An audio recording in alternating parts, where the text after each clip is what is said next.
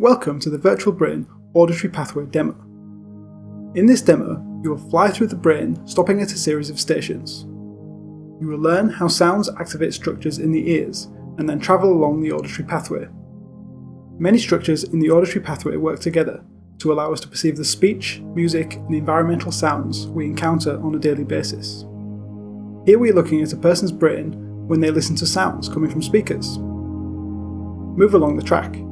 As we approach the brain, the surface will become transparent so we can see the structures and pathways inside.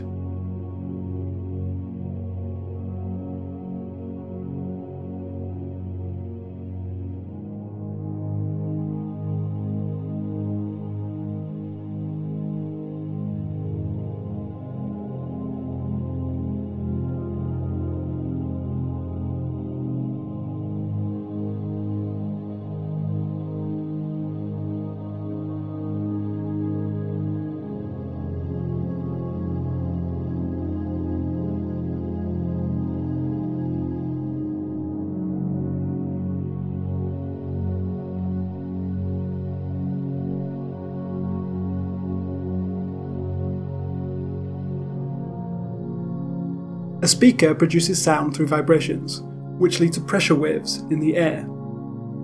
The wave for a guitar chord can be seen next to the speakers.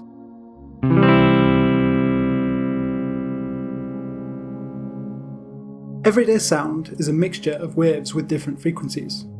Complex sound can be broken down into a combination of simpler waves.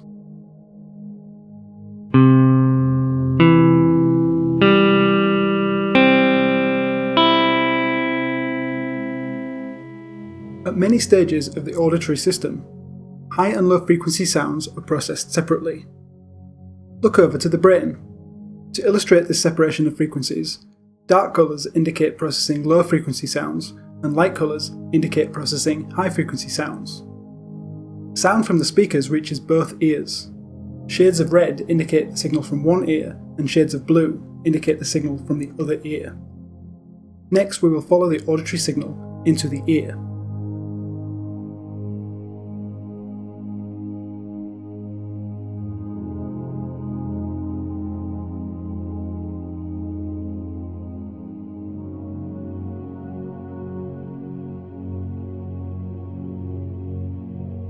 When the signal reaches the spiral structure in the inner ear, called the cochlea, it is converted into electrical signals.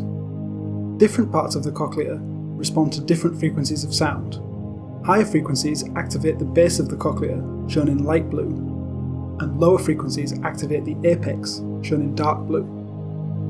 Those signals then travel along the auditory nerve into the brainstem. The fibres you see are approximations of the real fibres, which are actually bundles containing hundreds of thousands of individual axons. Move along the path to follow the signal into the brainstem.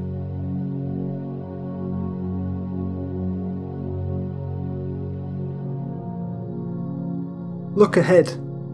Notice that the signals from each ear partially cross over into the opposite side of the brain. The fibres from the cochlear nucleus remain on the same side. Then fibres from both cochlear nuclei connect to both superior olives. This comparison of tiny differences in signals from the two ears is used to detect the direction of sounds. The signal arrives at structures called inferior colliculi. By this point, most of the information comes from the opposite ear. The left inferior colliculus responds mostly to signals from the right ear, and vice versa.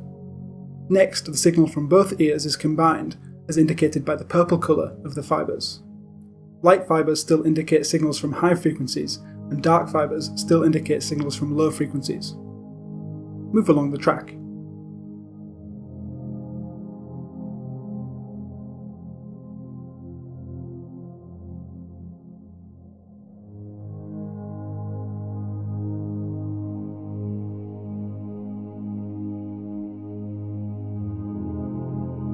The pathway travels through a relay structure called the medial geniculate nucleus of the thalamus, or MGN. The separated mapping of low and high frequencies is preserved. Keep following the track.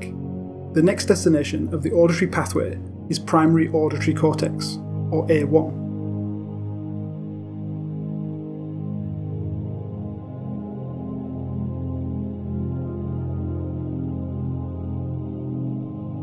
A1, also known as primary auditory cortex, continues to maintain the mapping of frequency on the surface of the brain. This is a feature known as tonotopic organisation. Notice that the light purple colour is shown on the front of A1. From A1 forward, many of the features of sound important to humans are processed. Higher brain regions enable more complex processing, such as the appreciation of music or recognising a friend's voice in a crowded room.